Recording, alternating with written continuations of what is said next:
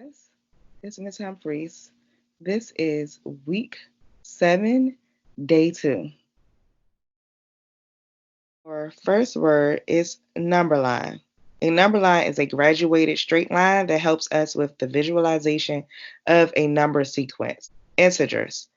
The number on a number line are called integers. Our next word is intervals. Intervals are the spaces in between the numbers on a number line. Scaling is based on order, description, distance, and origin. It is an exact copy of something in a larger or smaller size. Coordinates.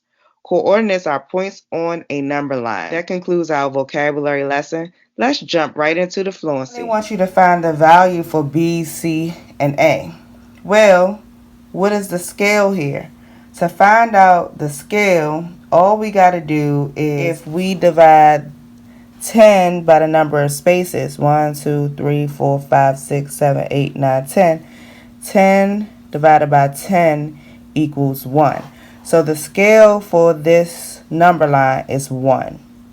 So that means B is 2. Then this is 3. This is 4.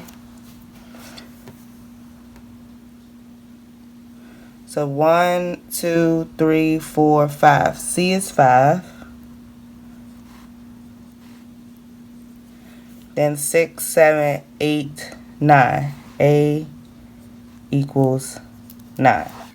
So our next number line, we're going to divide the amount found, which is the distance between the two, by the number of spaces. And we have 1, 2, 3, 4, 5. We have 5 spaces. So actually, our first tick mark is going to be a fifth. And guess what? That was D. So D is a fifth. Now we have to find F and E.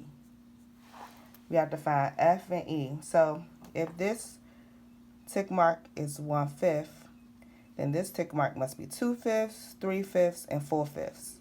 So D is 1/5. F is 3/5. And E is 4/5.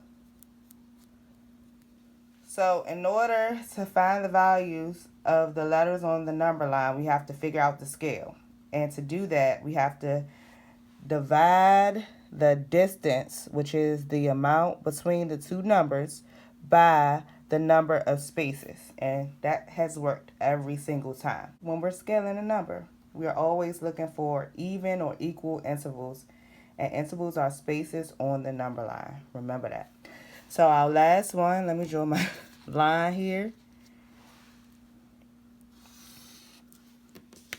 Our scale is going to be 5/10 because the distance between 0 and 1 is 5. So that's our numerator. And we count the spaces 1, 2, 3, 4, 5, 6, 7, 8, 9, 10. And so 10 is our denominator. And so we know if we have to simplify 5/10, we have to find the greatest common factor of 5 and 10, which is 5, because 5 times 1 is 5. 5 is a prime number, and 2 times 5 is 10. So we're going to use 5. That's the largest number they have in common, which is called the greatest common factor. And we divide the numerator and the denominator by 5, and we get a half. So that means this first tick mark here is a half. So that means this first tick mark here is a half. So if the first tick mark is here is a if the first tick mark here is a half, then the second, of course, is 1. And then we have G here. G will be 1.5, or we can say 3/2, right? And then let's see where J is. J is at 7/2, so 3, 4, 5, 6, 7 is J. and there's 7 halves. And H, if this is 7, 8, 9, H is at 9 halves. So let's see if we can find the whole numbers here.